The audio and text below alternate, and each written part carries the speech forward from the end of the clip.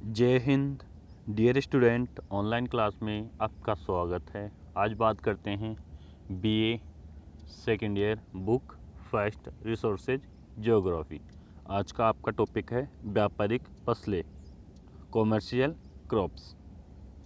तो हम सबसे पहले देखेंगे कि जो कपास है, कपास की कौन कौन सी किस्में पाई जाती है। ठीक है।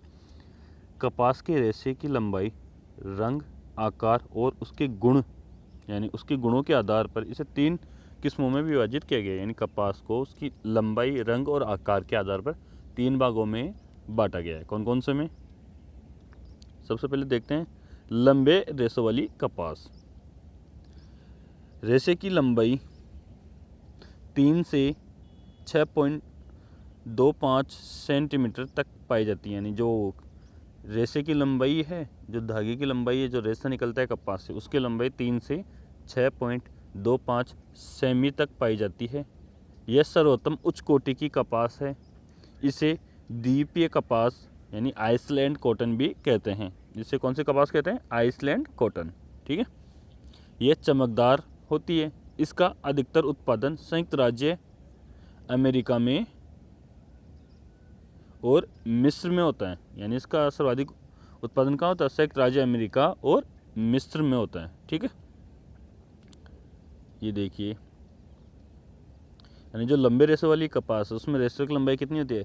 3 से 6.25 सेंटीमीटर की लंबाई रखती है। जो इसके रेशे हैं, लंबे रेशे वाली में रेशे की लंबाई कितनी होती है? 3 से 6.25 सेंटीमीटर। ये सबसे उत्तम किस्म यानी सर्वोत्तम उच्च कोटि की कपास होती है। ठीक है। और इसे आइसलैंड कपास या द्वीपीय कपास भी कहते हैं। ठीक है। यह चमकदार होती है। इसका अधिकतर उत्पादन कहाँ होता है? संयुक्त राज्य अमेरिका और मिस्र में होता है। ठीक है। दूसरे नंबर पे आता है मध्यम रेशे वाली कपास। दूसरे नंबर पे कौन सी है? मध्यम रेशे वाली कपास। कपास के रेशे की लंबाई 2.20 से 3 सेंटीमीटर तक होती है। जो कपास के जो रेशे की लंबाई कितनी है? 2.20 से 3 सेमी तक या सेंटीमीटर तक होती है। ठीक है। कौन सी कपास में? मध्यम रेशे वाली कपास में। ठीक है। अधिक चमकीली होने के कारण इसे रेशम के साथ मिश्रित करके कपड़ों का निर्माण किया जाता है। यानी ये क्या है? अधिक चमकीली होती है, इसलिए इसे रेशम के साथ मिश्रित करके कपड़ों का निर्माण किया जाता है। इसे मिस्त्री कपास भी कहते हैं। कौन सी कपास कहते हैं इसे? मिस्त्री कपास। यानी क्वेश्चन ऐसे आ जाए कि द्वीपीय कपास किसे कहते हैं, तो आपका आंसर क्या होगा? लंबे रेशों वाली कपास को। और मिस्त्री कपास किसे कहते हैं, तो आपका आंसर होगा मध्यम रेशों वाली कपास को मिस्त्री कपास भी कहते हैं। ठीक है। अब तीसरे नंबर पे आती है छोटे रेशों वाली कपास। छोटे रेशों वाली कपास ये घटिया किस्म की कपास होती है जिसके रेशे की लंबाई 2 सेंटीमीटर से कम पाई जाती है। यानी जो सबसे घटिया किस्म की यानी सबसे लो क्वालिटी की जो कपास होती है वो कौन सी होती है? छोटे रेशों वाली कपास, जिसमें रेशों की लंबाई कितनी होती है? 2 सेंटीमीटर से भी कम होती है। आगे देखिए, कपास उत्पादन की भौगोलिक दशाएं। यानी जो कपास उत्पादन के लिए जो भौगोलिक दशाएं हैं कौन कौन सी हैं? कपास की फसल का उत्पादन उपोष्ण कटिबंधीय क्षेत्र में किया जाता है। जो कपास का उत्पादन होता है वो कहाँ होता है? उपोष्ण कटिबंधीय क्षेत्र में होता है। ठीक है। इसके विकास हेतु अधिकतम तापमान की आवश्यकता होती है। यानी जो कपास है उसके विकास हेतु क्या है? अधिकतम तापमान की आवश्यकता होती है। अतः कपास का उत्पादन 40 डिग्री उत्तर से 30 डिग्री दक्षिणी अक्षांशों के मध्य किया जाता है। यानी जो कपास का उत्पादन होता है वो कहाँ होता है? 40 डिग्री उत्तरी अक्षांश और 30 डिग्री दक्षिणी अक्षांशों के मध्य में। यानी जो कपास का उत्पादन होगा वो 40 डिग्री उत्तरी अक्षांश से लेके 30 डिग्री दक्षिणी अक्षांशों के मध्य में इसका उत्पादन किया जाएगा। ठीक है। कपास गोसिपियम नामक पौधे का वंशधर माना जाता है। कपास किसका वंशधर माना जाता है? गोसिपियम नामक पौधे का वंशधर माना जाता है, जो एक झाड़ीनुमा पौधा होता है। जो कैसा पौधा होता है? एक झाड़ीनुमा पौधा होता है। ठीक है। जैसे मान लीजिए ये आपकी पृथ्वी है और ये 0 डिग्री है, ये 0 डिग्री, ये 40 डिग्री उत्तरी अक्षांश और ये 30 डिग्री उत्तरी अक्षांश। तो ये वाला जो क्षेत्र होगा इसमें कपास का उत्पादन किया जाएगा। ठीक है, 40 डिग्री उत्तरी अक्षांश और 30 डिग्री दक्षिणी अक्षांशों के मध्य कपास का उत्पादन किया जाता है। कपास कैसा पौधा है? उपोष्ण कटिबंधीय क्षेत्र का पौधा है जिसे अधिकतम तापमान की आवश्यकता होती है। ठीक है, तो 40 डिग्री उत्तरी अक्षांश से 30 डिग्री दक्षिण अक्षांशों के मध्य कपास का उत्पादन किया जाता है। ठीक है, आगे देखिए तापमान। सबसे पहले बात कर लेते हैं तापमान की कि कपास के पौधे के लिए कितना तापमान की आवश्यकता होती है। कपास उत्पादन हेतु औसत तापमान 20 डिग्री से 25 डिग्री सेंटीग्रेड होना चाहिए। यानी जो कपास का जो तापमान है, कपास के जो पौधे के लिए जो तापमान है वो 20 डिग्री सेंटीग्रेड से 25 डिग्री सेंटीग्रेड के बीच होना चाहिए। बीज बोते समय 20 डिग्री सेंटीग्रेड तथा पकते समय और क्रमिक वृद्धि होकर, यानी जो पकते समय क्रमिक वृद्धि होकर 25 डिग्री सेंटीग्रेड से 30 डिग्री सेंटीग्रेड तापमान होना चाहिए। यानी जो पकते समय तो कितना होना चाहिए? 25 डिग्री सेंटीग्रेड और क्रमिक वृद्धि के समय 30 डिग्री सेंटीग्रेड तापमान होना चाहिए। ठीक है, कपास उत्पादन हेतु 200 से 210 दिन पाला रहित मौसम होना चाहिए। यानी जो कपास उत्पादन होता है उस टाइम पे पाला नहीं पड़ना चाहिए। 200 से 210 दिन पाला रहित होना चाहिए, अन्यथा इसमें वोल बीबल नामक रोग लग जाता है। यानी कपास में कौन सा रोग लगता है? बोल बीबल नामक रोग लग जाता है। तो आपका क्वेश्चन ऐसे भी आ जाए कि कपास में होने वाला रोग कौन सा है या कपास में कौन सा रोग होता है, तो आपका आंसर क्या होगा? बोल बीबल नामक रोग। किस कारण होता है? पाले के कारण होता है। ठीक है, इसके फूलों के पकते समय स्वच्छ आकाश, तेज धूप आवश्यक है ताकि अधिक चमकदार कपास का उत्पादन हो सके। यानी जो इसके फूलों के पकते समय क्या है? स्वच्छ आकाश होना चाहिए, यानी बादल रहित, आकाश में बादल नहीं होनी चाहिए। ठीक है, तेज धूप की आवश्यकता होती है ताकि चमकदार कपास का उत्पादन हो सके। यानी तेज धूप होनी चाहिए जिससे क्या है? चमकदार कपास का उत्पादन हो सके। ठीक है, तो तापमान कितना चाहिए कपास को? 20 डिग्री से 25 डिग्री सेंटीग्रेड और बोते समय 20 डिग्री सेंटीग्रेड और पकते समय 25 डिग्री सेंटीग्रेड और क्रमिक विकास के समय जब ये अपना ग्रोथ करता है उस टाइम पे 30 डिग्री सेंटीग्रेड तापमान होना चाहिए। ठीक है, इसमें पाला रहित कितने दिन होने चाहिए? 200 से 210 दिन पाला रहित। पाला का मतलब जब ओस पड़ती है तो उसे पाला बोलते हैं। ठीक है, तो पाला रहित कितने दिन होने चाहिए? 200 से 210 दिन होने चाहिए। ठीक है, पाला के कारण कौन सा रोग लगता है? पाला के कारण इसमें बाल बीबल नामक रोग लग जाता है। कौन सा रोग? बाल बीबल नामक रोग लग जाता है। ठीक है, और यानी इसके फूलों को पकते समय स्वच्छ आकाश और तेज धूप की आवश्यकता होती है जिससे क्या है? कपास चमकदार हो सके। ठीक है, अब आप देखिए आगे वर्षा, रेनफॉल। जो रेनफॉल है आपका, कपास उत्पादन हेतु औसत वर्षा 75 से 100 सेंटीमीटर होनी चाहिए। जो औसत वर्षा कितनी है? 75 सेंटीमीटर से 100 सेंटीमीटर के बीच होनी चाहिए। 75 सेंटीमीटर से कम वर्षा पर सिंचाई की आवश्यकता होती है। जहाँ वर्षा क्या है 75 सेंटीमीटर से कम हो वहाँ पे सिंचाई की आवश्यकता पड़ती है।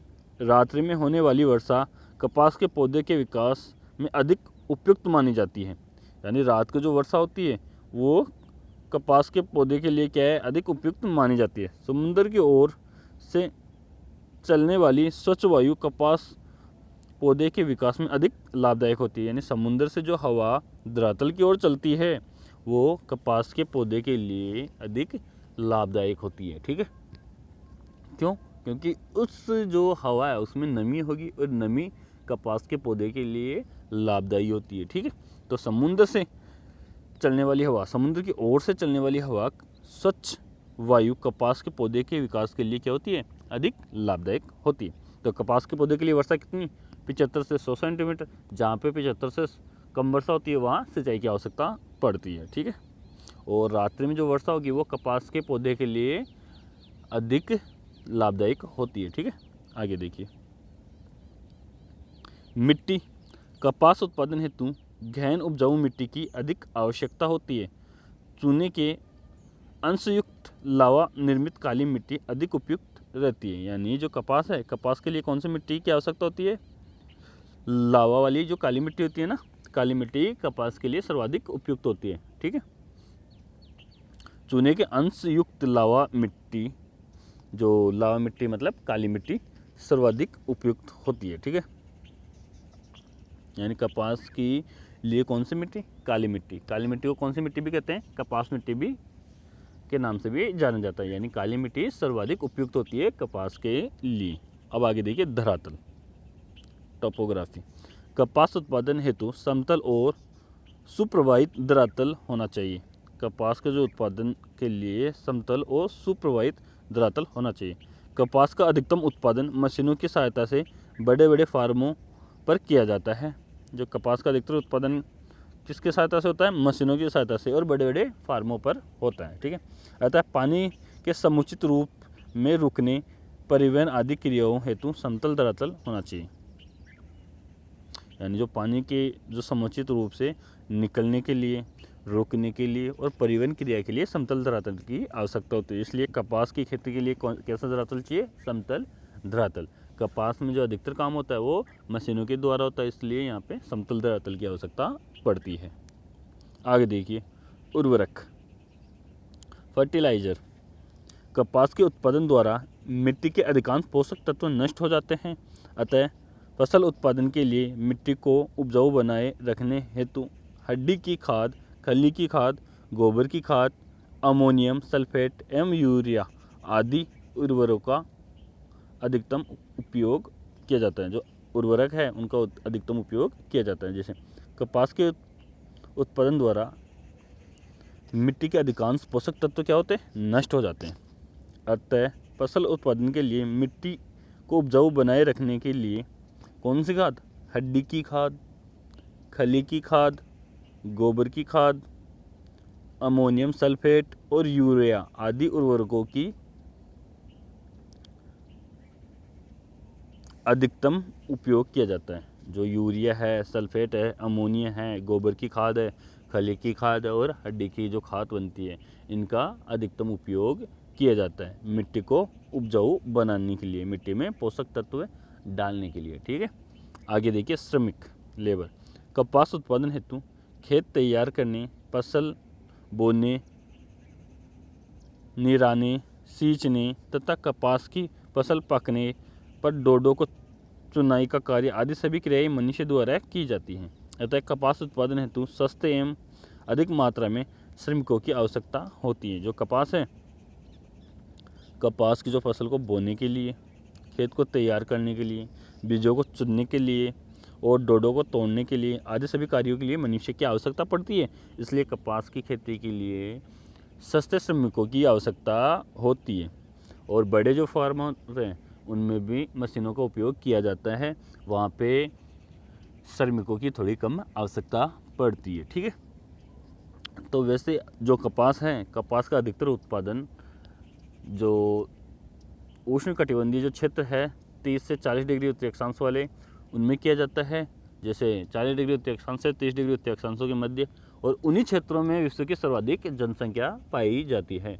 तो इसलिए कपास उन्हीं क्षेत्रों में होता है जहाँ जनसंख्या अधिक हो, तो कपास की खेती के लिए आसानी से श्रमिक मिल जाते हैं। ठीक है, आगे देखिए विश्व के प्रमुख देशों में कपास उत्पादन की प्रगति, ये 2017-18 के अनुसार है। ठीक है, यानी विश्व में सर्वाधिक कपास का उत्पादन कौन करता है?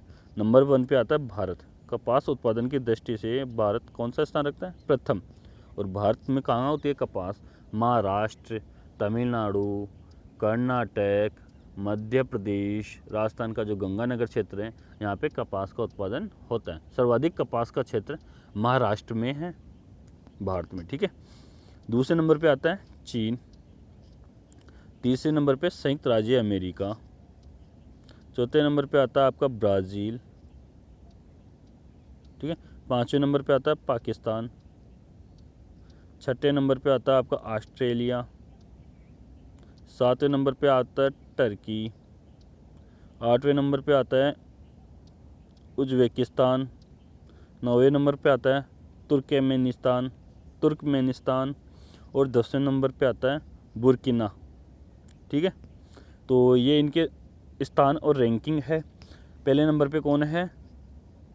सबसे ज़्यादा कपास का उत्पादन करता है भारत। ये देखिए फर्स्ट नंबर पे इसकी रैंकिंग दे रखी है, ठीक है। ये 2017 में स्थान है और ये देश है, ठीक है। तो स्थान जो दे रखे उनकी रैंकिंग है। तो पहले नंबर पे भारत है, वापस रिपीट कर रहा हूँ। दूसरे नंबर पे ये देखो 2 लिखा हुआ है, चीन है। तीसरे नंबर पे संयुक्त राज्य अमेरिका है। ध्यान रखना, संयुक्त राज्य अमेरिका में लंबे रेशों वाली कपास का अधिकतम उत्पादन किया जाता है। जो सबसे उच्च क्वालिटी की जो कपास होती है उसका सर्वाधिक उत्पादन कौन करता है? संयुक्त राज्य अमेरिका, ठीक है। चौथे नंबर पे आता है आपका ब्राज़ील। पाँचवें नंबर पे पाकिस्तान। छठे नंबर पे ऑस्ट्रेलिया। सातवें पे आता है टर्की। आठवें पे आता है उज्बेकिस्तान। नौवें नंबर पे आता है तुर्कमेनिस्तान और 10वें नंबर पे आता है बुर्किना। ये कपास उत्पादन की दृष्टि से प्रमुख देश थे, ठीक है। तो जय हिंद। आज के लिए इतना ही, आगे बात करेंगे नेक्स्ट वीडियो में।